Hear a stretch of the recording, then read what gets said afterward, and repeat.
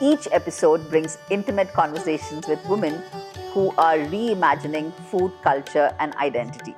So pull up a chair and discover what she brings to the table. There's a specific food dedicated to it. So even at the birth of a child, we have a specific food.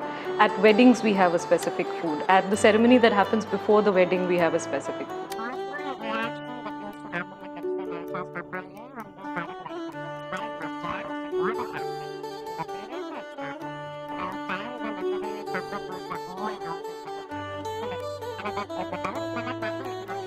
You learn from watching women's bodies that textbooks don't always get right.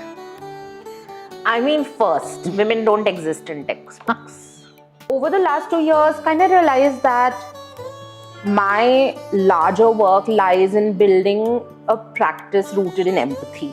It felt like these stories were not being told because they were maybe not glamorous enough, and also because these were spaces that women were leading, whereas restaurant kitchens are often helmed by men. What sparked that deeper curiosity about food as a system?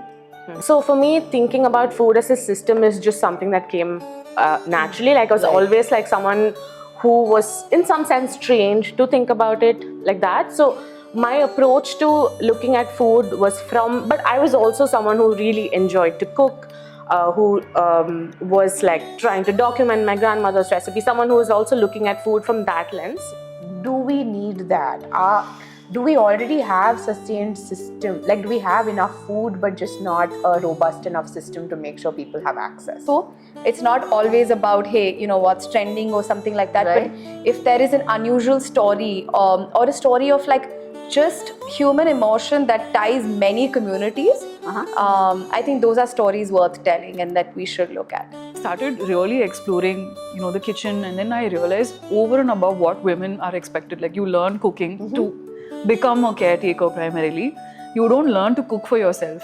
Right. And then my philosophy evolved around, I want to cook for myself, cooking for one. That makes sense.